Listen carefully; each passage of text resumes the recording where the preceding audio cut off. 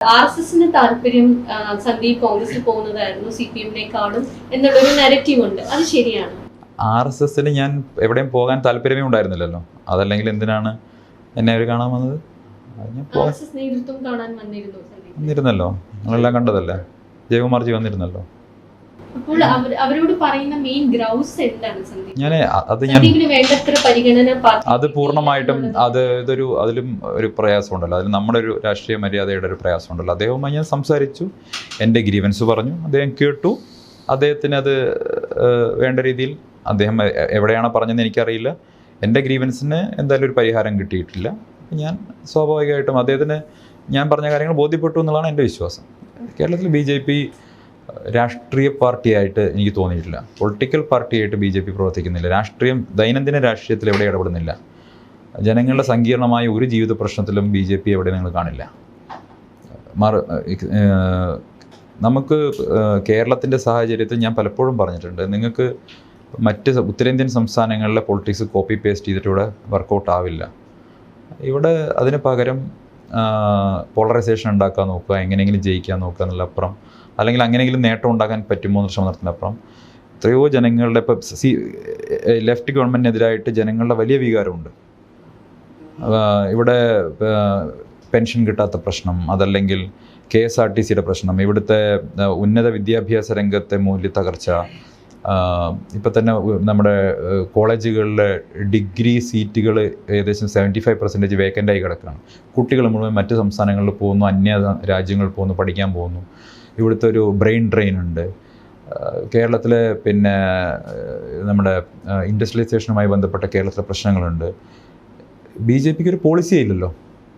ഞാൻ പലപ്പോഴും അവരോട് പറഞ്ഞിട്ടുണ്ട്, നമുക്കൊരു പോളിസി മേക്കിങ്ങിന് വേണ്ടിയിട്ടൊരു സിസ്റ്റം ഉണ്ടാകണം. നാളെ രാവിലെ BJP കേരളത്തിൽ അധികാരത്തിൽ കിട്ടിയ ഇതിനെങ്ങനെ മുന്നോട്ട് കൊണ്ടുപോകുന്നുള്ള, അതിന് കൊണ്ടുപോകാനൊരു സിസ്റ്റം വേണ്ടേ? അല്ലെങ്കിൽ കേരളത്തെക്കുറിച്ചൊരു ചിന്ത വേണ്ടേ? ഈ സംസ്ഥാനത്തിൻ്റെ പിന്നെ എക്കണോമിക് പോളിസി എന്തായിരിക്കണം, ഈ സംസ്ഥാനത്തിൻ്റെ എഡ്യൂക്കേഷൻ പോളിസി എന്തായിരിക്കണം, ഹെൽത്ത് പോളിസി എന്തായിരിക്കണം, നമുക്ക് വന്ന എന്ത് ചേഞ്ച് കൊണ്ടുവരാൻ പറ്റും സംബന്ധിച്ചൊന്നും ഒരു ഐഡിയയും ഇല്ല, ഒന്നുമില്ല. ഇലക്ഷൻ ആയിക്കഴിഞ്ഞാൽ ഏതെങ്കിലും ഒരാളെ സ്ഥാനാർത്ഥിയെ നിർത്തി താമര ചിഹ്നം വെച്ച് കഴിഞ്ഞാൽ ജനങ്ങൾ വോട്ട് ചെയ്യാന്ന് പറഞ്ഞാൽ ചെയ്യില്ല ഇന്നത്തെ കാലത്ത്. ഞാൻ പലപ്പോഴും ഉണ്ട്, നിങ്ങൾ ഇൻസ്റ്റാ വോട്ടേഴ്സിനെ നിങ്ങൾ അഡ്രസ്സ് ചെയ്യാൻ എന്താ ചെയ്യുന്നത്? എന്തുകൊണ്ടാണ് നിങ്ങൾ രാജ്യത്ത് പലയിടത്തും ഞാൻ നിരീക്ഷിച്ചിട്ടുള്ള കാര്യം, രാഷ്ട്രീയ വിദ്യാർത്ഥികളൊക്കെ BJPയുടെ വളർച്ച ഏറ്റവും പ്രധാനപ്പെട്ട തുടങ്ങിയ മെട്രോ നഗരങ്ങളിലാണ്. കേരളത്തിലെ മെട്രോ നഗരം ഏതാ? എറണാകുളമാണ്. എന്താ എറണാകുളത്ത് BJPക്ക് വളർച്ചയില്ലാത്തത്? ചിന്തിക്കണ്ടേ? ബാംഗ്ലൂർ വളർച്ചയുണ്ട്, ഹൈദരാബാദിൽ വളർച്ചയുണ്ട്, മുംബൈയിൽ വളർച്ചയുണ്ട്, ഡൽഹിയിൽ വളർച്ചയുണ്ട്, കൊൽക്കത്തയിൽ വളർച്ചയുണ്ട്. കേരളത്തിൻ്റെ മെട്രോ നഗരമായിട്ടുള്ള ഈവൻ ചെന്നൈയിൽ വളർച്ചയുണ്ട്. എന്താ കേരളത്തിൻ്റെ മെട്രോ നഗരമായിട്ടുള്ള എറണാകുളത്ത്, കൊച്ചിയിൽ എന്താ BJPക്ക് വളർച്ചയില്ലാത്തത്? അല്ല, ഡെമോഗ്രഫി അല്ല റോൾ, അതിൻ്റെ അല്ല. ഡെമോഗ്രഫിയുടെ പെർസെൻറ്റേജ് പോലും ഇവിടെ കിട്ടുന്നില്ലല്ലോ, അതിൻ്റെ പാർട്ട് പോലും ഇവിടെ കിട്ടുന്നില്ലല്ലോ. ഇവിടെ ഞാൻ പറഞ്ഞുള്ളത് ഇവിടെ ഇൻസ്റ്റാ വോട്ടേഴ്സ് എന്ന് പറഞ്ഞിട്ടുള്ള ഇപ്പോൾ ഏറ്റവും യങ് ജനറേഷൻ്റെ ആസ്പിറേഷൻസിനെ അഡ്രസ്സ് ചെയ്യാൻ കേരളത്തിലെ BJPക്ക് സാധിക്കുന്നില്ല. ഞാൻ പലപ്പോഴും ചോദിച്ചുള്ള കാര്യമാണ്. ഇപ്പോഴത്തെ യൂത്തിൻ്റെ പിന്നെ ഐക്കൺസ് ആയിട്ടുള്ള സിംഗേഴ്സ് ആരാ എന്ന് വെച്ച് കഴിഞ്ഞാൽ കേരളത്തിലെ BJPക്കാർക്ക് നേതാക്കന്മാരൊക്കെ അറിയില്ല, എനിക്കറിയാം. ഇപ്പോഴും അവിടെ വെച്ച് കഴിഞ്ഞാൽ അവർക്ക് ഇപ്പോഴും പഴയ പിന്നെ യേശുദാസിൻ്റെ കാലത്ത് ബസ് കിട്ടാത്തവരാണ്. ഞാൻ ആദ്യം പറഞ്ഞിരുന്നു, ബാലൻ റിലീസായ കാലത്ത് ബസ് കിട്ടാത്തവരാണ് BJP ബസ്സിലിരിക്കുന്നത്. ഇന്നത്തെ യങ് ജനറേഷൻസിന് ഡാബ്സീനെ വേണം, വേടനെ വേണം, അതല്ലെങ്കിൽ അതാണ് ഇന്ന് യങ് ജനറേഷൻ. ഞാൻ അത് പറയുന്നത് പർട്ടിക്കുലർ സിംഗേഴ്സിൻ്റെ പേരല്ല പറയുന്നത്. ഇന്നത്തെ യൂത്തിൻ്റെ തോട്ട് അല്ലെങ്കിൽ അവരുടെ ആസ്പിറേഷൻസിനെ അഡ്രസ്സ് ചെയ്യാനുള്ള ഒരു മെക്കാനിസവും BJPയിലില്ല. തികച്ചും പരമ്പരാഗതമായിട്ടുള്ള രീതിയിൽ പോളറൈസേഷൻ പൊളിറ്റിക്സുകൾ ചില ഒരാൾക്കും താല്പര്യമില്ല. ഇന്നത്തെ കുട്ടികൾക്ക് ഇത്തരത്തിലുള്ള വർഗീയമായിട്ടുള്ള കാഴ്ചപ്പാടുകളോട് ഒരു താല്പര്യവും അവർക്കില്ല. അവർ പരസ്പരം എൻ്റെ മകൻ തന്നെ ഏറ്റവും വലിയ ഉദാഹരണമാണ്. അവർക്കൊന്നും ഇത്തരത്തിലുള്ള എന്താ പറയുക മതം പറഞ്ഞിട്ടുള്ള പൊളിറ്റിക്സിനോടൊന്നും ഒരു താല്പര്യമില്ല. പക്ഷെ അവരൊക്കെ എല്ലാം ഹൈലി എന്താ പറയുക പൊളിറ്റിക്കൽ നോളജ് ഉള്ളവരാണ്. എൻ്റെ മകനൊക്കെ 8ാം ക്ലാസ് പഠിക്കുന്ന അവൻ തന്നെ അമേരിക്കയിലത്തെ ഇലക്ഷനെ കുറിച്ചിട്ടും അല്ലെങ്കിൽ യൂറോപ്യൻ കൺട്രീസിനൊക്കെ ഇലക്ഷനെ കുറിച്ചൊക്കെ പറഞ്ഞിട്ട് എനിക്ക് അത്ഭുതം തോന്നിപ്പോകും. അപ്പോൾ കേരളത്തിലെ BJP ലീഡേഴ്സിന് വെച്ച് കഴിഞ്ഞാൽ എന്താ അവർക്ക് അതിനെക്കുറിച്ചൊരു ധാരണ ഉണ്ടാവില്ല. കേരളത്തിലെ BJPയുടെ മാത്രം പ്രശ്നമാണ് ആണോ സന്ദീപിന് പ്രശ്നം? അല്ല, കേന്ദ്ര ബി ജെ പിയുടെ വലിയ പ്രശ്നമാണ്. കേന്ദ്ര ബി ജെ പി കരുതിയിരിക്കുന്നത് അവിടുത്തെ copy paste U P politics ഇവിടെ നടക്കുന്നുള്ളതാണ്.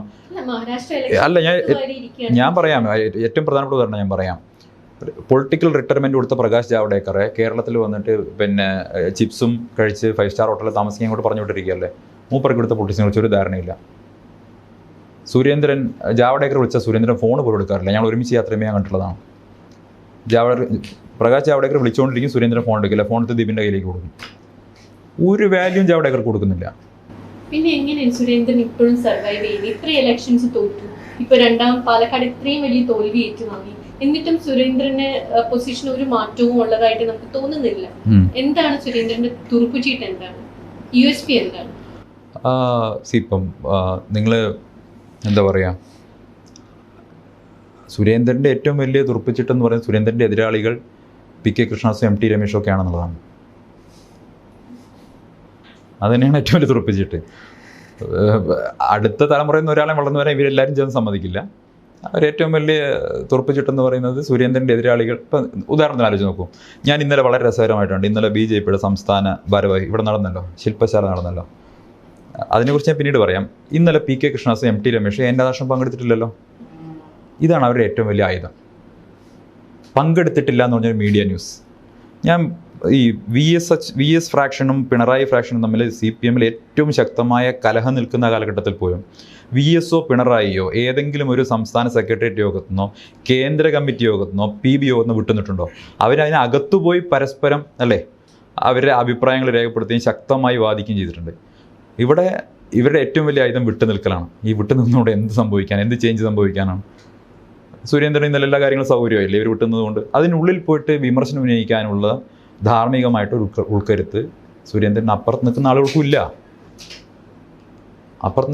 ഇല്ല. ഇതാണ് പ്രശ്നം.